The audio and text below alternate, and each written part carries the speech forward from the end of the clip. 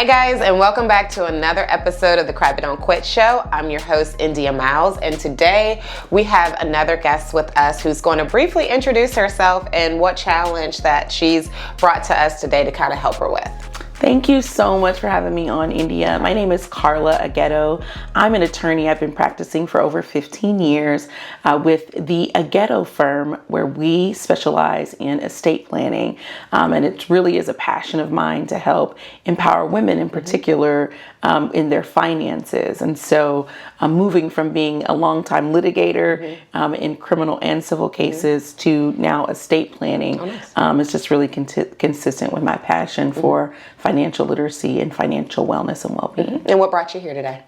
Well, I'm so grateful that I met you, by the way, Thank you. when you moved to Houston, and just really talking to you about how I've designed my life, how I've designed my businesses, how I intend to show up for others, my husband, my children, my community, my church, the women that I coach, the women that I serve through wellness spaces.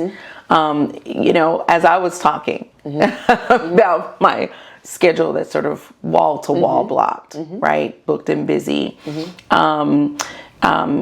It was just amazing how you listened to me for about 5 minutes and then you were like, oh, I'm clear on what's going on with you. But I find myself exhausted, sort of not just at the end of the day, but just standard exhaustion.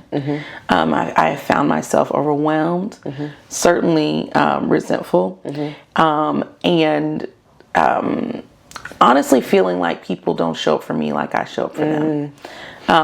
That's the creed. Really frustrated, disappointed, and overwhelmed. Honestly.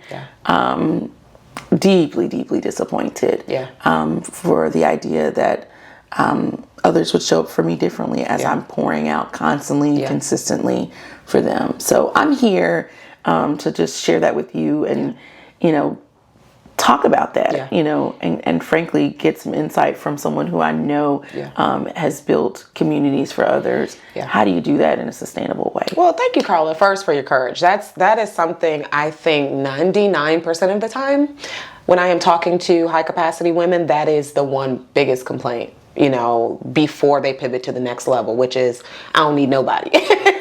They either graduate to that level or they learn very key tools that I hope to introduce to you and you today. So we're clear on what the challenge is. You are feeling emotionally exhausted from constant pouring out, showing up, giving, serving, saying yes first. And that has caused you to carry a disappointment and an expectation that's been unmet when it comes to other people, right? Absolutely. Okay. So when we see those things happening, the first thing that comes up for me is self-abandonment. That is something that you don't think of. You're like, well, everybody else is abandoning me. Everybody else is just taking me for granted. And you just get angry and you just start projecting outward. But if we look inward and see our own tendencies, 3 things stand out when you are self-abandoning. Number 1 is you are begging people to show up. You feel like you have to exchange value in order for people to do for you. And they don't even ask you to do, you volunteer. So it's do unto others type of programming where, why aren't people showing up for me? Well, because we're creating a dynamic where you're the doer, you're the giver, you're the leader, and people kind of fold their arms and let you. Okay? The second thing is that there's a desperation to be heard. You're the front of the class. You're answering all the questions. You're, taking all the notes. You're performing above and beyond when it comes to being an attorney, bookstore, all these other roles that you have. You are an A+ student, and there is a desperation to be recognized. And as a high capacity woman, you've outgrown some people, and it's an opportunity for us to exercise agency, to start putting ourselves in rooms with people who without us having to announce our accomplishments, they see it, they realize it, because they're looking for it. When you are in a room full of people who are depending on you or gleaning from you, they're taking something from you, which is why the energy is like, oh my God, why is it so heavy? But when you are in a room where people have an excess to give, then they pour into you. Girl, you look amazing today. Oh my God. Girl, I read your article because they had 30 minutes free on the airplane to read it. You didn't have to kind of present it and say, hey, I wrote an article. Did you check it out? Or, hey, I've got an event coming up. They're in the know because they want a relationship with you. Those are choices you get to make. Okay. And the last thing that really comes up when you are self-abandoning is the way you are interrelating with yourself. If you have a tendency to put yourself last, others will put you last. If there is a trip you wanted to take, if there is a dress you wanted to buy, if there's something you wanted to do with your kids and you're like, oh, I don't have the money, oh, I don't have that, but you will find it out of thin air to support somebody else, that's relationship with you. And when you get to take responsibility of that, then you feel like you have the power to change it. What's that? Before I ask you, how that lands for you, I want to bring the audience in where if you are just nodding your head and you're like, yeah, girl, this is me. My goodness, I've been so angry with my husband, or I've just been so overwhelmed with the kids. Like, it just feels like it's a never ending to-do list and ain't nobody stepping up to help me. I want you to comment. I want you to reach out to us. I want you to just be like, yeah, girl, that's me. How's that land for you, Karla? My first thought is this is so annoying because we have been trained to be capable. Yeah. We have been trained to do what we're asked to do. Yeah. We've been trained to be able. Yeah. Right? And so it's like the reward for being able and capable is to be abandoned. Mm-hmm. Right? The prize that we won for being A students. Mm-hmm. Mm-hmm. Yeah. It's for people to ask us to carry more stuff, right? Not for people to say thank you, for what you've done, or, man, I appreciate you for continuing to expand your capacity to contribute, right? So that's my first thought, India. But you're spot on. You are absolutely spot on. The hurt and resentment around that is so palpable. One of the things that came to my mind when you were talking about this need to be heard, I was having a conversation with my sister the other day, and I said, well, just, let me know. I'm listening, right? I'm listening. I want to give you space to be heard. And she said, well, I don't really need that. I was like, what? Yeah. That was projection. I couldn't imagine a world where someone didn't need me to hold space for them to be heard. And to your point about the projection, that's my need. I need people to sit and listen and hear me. So when she said, well, thank you, but I don't really need that. Wow. I was describing to her that this is an ethic for me to hold space for people, to have them feel listened to and heard. And I appreciate you calling that out, that it's really me who doesn't feel listened to and recognized. And doesn't feel heard. Yeah. And recognized. I mean, we work hard. Can I get a medal? Can I get a cookie? Can I get a cupcake? Can I get, if our kids get straight A's, they get something, but we work our butt off from 6 o'clock in the morning, maybe 5 o'clock in the morning till 1 o'clock the next day. Yeah. And we don't get nothing. Yeah. We barely even get paid. Yeah. So it's human to have that resentment. Yeah. But what happens is we stomp all over conversations. We throw our weight around in our interpersonal relationships where you're supposed to. No, we are not average women. We are not carrying average women responsibilities. So, when you said annoying, my first thought was you got to have game. And, I was thinking, I'm thinking about the type of men we want. So it's like, if you want a better man, you've got to know the rules that you're playing by. You want it to be a high capacity woman. This is not the space to complain and to cry about. This is a space to read books, learn, and put yourself in the rooms of how is she doing this? With composure, with dignity, articulating her words, energy. She's showing up excited and happy, is she on drugs? What is it? Those are the type of women that we draw to. The women that we repel are the women that when you see them coming, oh my God, she gonna talk to, like you can feel it. So that's retraction energy. What we want to be is we want to be supported in our real lives so that we're not looking for that validation in our work or in our communities. We want to be able to show up and we are fulfilled serving and supporting them. But the way our lives are constructed, that's on us. And you get to learn how to undo that self-abandonment when you decide how you want to feel when you are in interactions with other people. How's that land for you? Like when you think of the interactions you have with other people, is it a one-way street? What expectations do you have without you having to communicate them? That over communication, like, hey, my birthday's coming up. You shouldn't have to announce that, Karla. Oh, I would love to go to Tulum. Shouldn't have to announce it. Somebody loves you. They want to take you to Tulum, or it's time for you to network and make some friends that have the money and the capacity to visit you in Tulum. Okay? So we're so depleted by the people that aren't serving us that we're not reappropriating that energy and that effort somewhere else. That is so good. It's the same energy. Why are we wasting it on the people that don't have the capacity? They're showing us they're not going to develop the capacity. So I'm going to keep begging you to be an A+ student? No, you a D student at best. And I've also seen them deplete me over and over and again. go spend their resources with other people. Yeah. And that doesn't feel good. And literally when someone else asks them to give an A+ performance, they move mountains to give that A+ performance for someone else. Yeah. And they're turning in their D- work for me. Yeah. And that hurts. Absolutely. And it's okay. They are literally, like Maya Angelou says. What did Maya Angelou say? What is her quintessential quote, guys? When people show you who they are, accept it. Yeah. They don't want to do it for you. They don't like us. It's okay. There's a whole world of people that will love you. Spend your energy with them. Yeah. Or what's coming to mind is teach people how to treat you.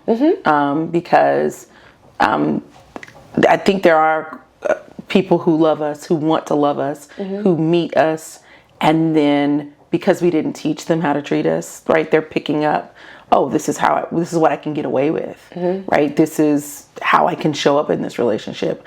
I can show up half-stepping with this person because they haven't set the standard, for how they're going to be treated. I don't know. I mean, that's kind of, for me, those are those antiquated big mama philosophies, that our grandmamas like train people and teach them. Like, I don't know.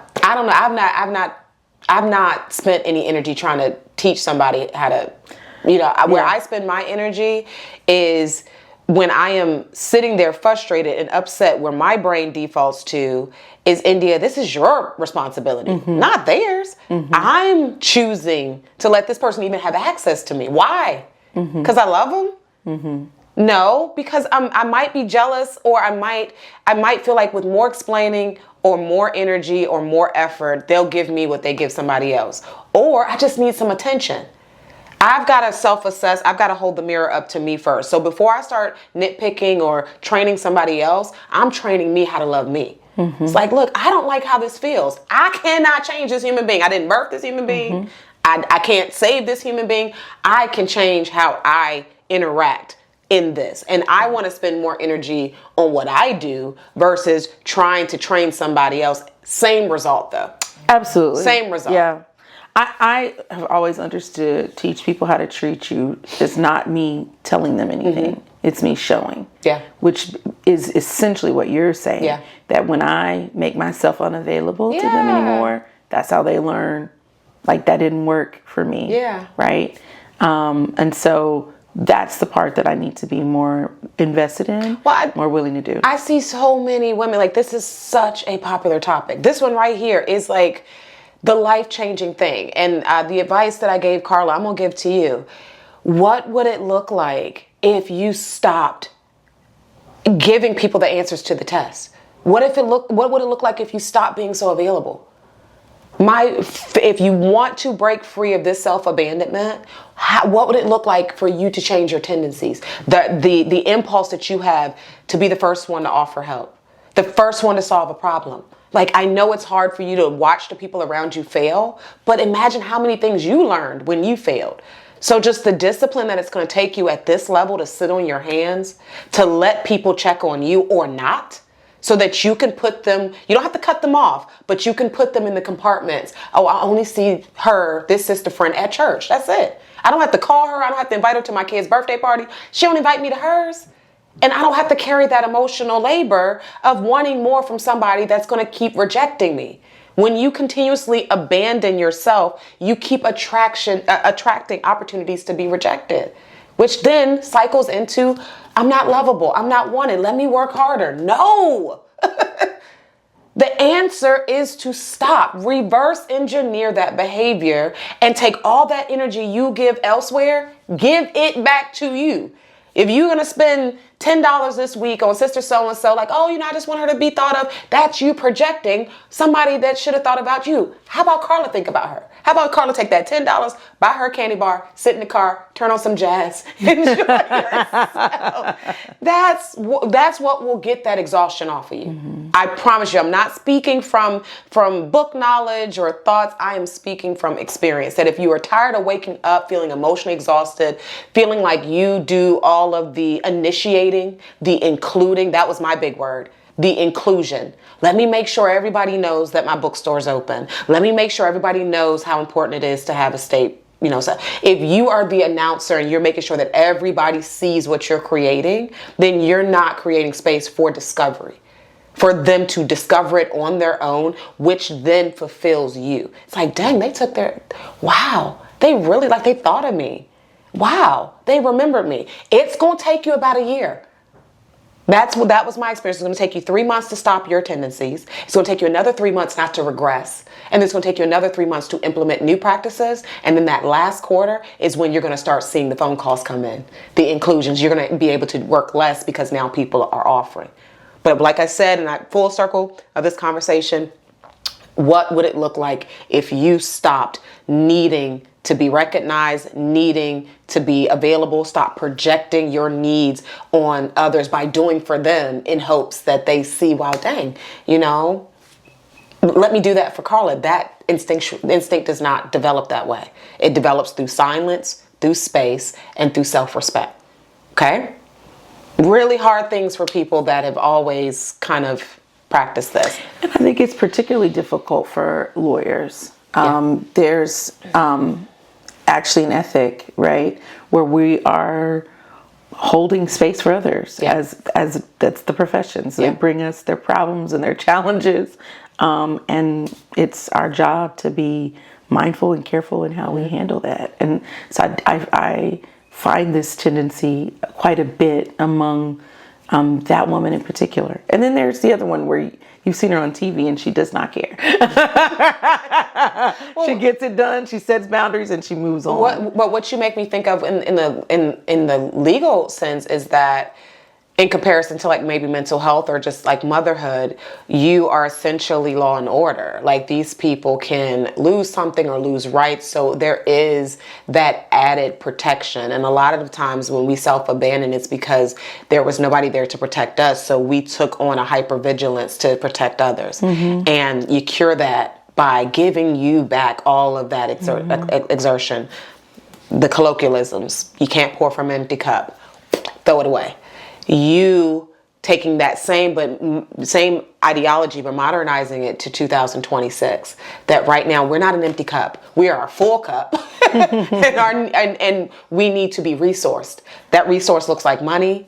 It looks like people around us that motivate us. It looks like actual solutions to some of these problems. You can pick up the phone. There's a service provider that's affordable and that can actually, you can afford to come in and watch your kids or do all these things. We need to be resourced. We're not pouring from an empty cup. Our cup is full and we need 2 or 3 more cups. Okay? And if we had that, oh my gosh, we'd be able to move mountains. We'd be much happier human beings. So you do bring up a good point when it comes to the legal field that what I appreciate about our male counterparts is that they make sure that they're resourced. They make sure that they charge top dollar. They make sure that they have an executive assistant. They make sure that they have a wife at home that does all of the duties. Wow. They are resourced. Women have to get resourced. We cannot, continue to cut our costs so that we're not charging too much, and then we're doing all this extra work for free, and then we go home and we pull another 10 hours of work that we can't afford to have somebody else do. Yeah, this reminds me of the famous essay that we all need a wife.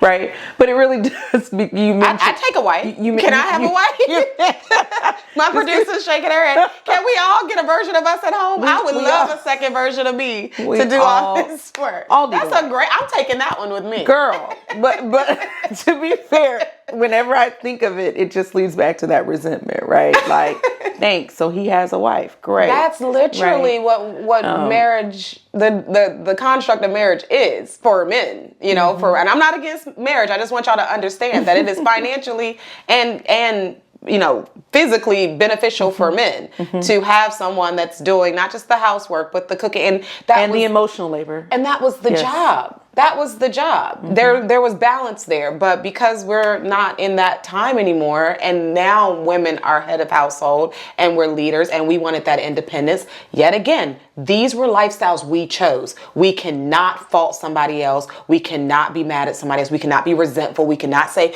oh, you guys are supposed to make it easier for us. There are plenty of women that are like, nope, not going to law school. Nope, not going to have 4 businesses. Like, no. We have to take agency and responsibility that these are our choices, and you get to make a few more. Do you want to continue to live like this and feel this way? Or do you want to be sitting, around a table of 20 other amazing female lawyers, bookstore popping, you're doing this work because you have at least a dream board of where all this goes. But we get so caught up in 20 years from now that we are skipping past how it feels day to day. That's the work. It's not how much you get done in 12 hours. The work is how do you want to feel in those 12 hours. If you really are a boss and you really are somebody that wants to be respected, then treat yourself accordingly. Buy the clothes, get the hair done, show up, have the demeanor and the appetite for look, I've done my internal work. I'm worthy. And if you guys don't see that, I will wait. And for someone who battles self-abandonment, there's a lot of impatience there. There's a lot of impulsivity, a lot of it. You cannot stop yourself when you see somebody about to be wrong or what, you got to correct them because you're in the profession and you're trained to protect people, to litigate. Oh my God, I'm a Libra. Trust me, I know law and order. The biggest test is that you have to just do some breath work, take a breath, step back, and let them fail. Let them learn on their own. Okay? All right. Well, good conversation. I love this one. Y'all let me know how this goes. We're going to share some of these clips online. If you're not already subscribed at crybuttdon'tquit.com, please do so. Before we let Karla go, Karla, could you let them know all of what you have going on that they can check out and support and all that good stuff? Thank you so much. No problem. So one of the projects that I'm really thankful for is being the founder and CEO of the Sister Joy Christian Bookstore. And we started out featuring Christian Black women authors and artisans, and love that work. That's going to continue to be our featured collection. We've also joined a partnership that's given us an opportunity for a new location at 7450 North Wayside Drive, right here in Houston, in the historic community of Citygast. And we're also expanding our collection, so absorbing a whole new inventory. Lots of brilliant authors. We've had men sort of asking, hey, can we be in your bookstore? No. Since frankly at the beginnings.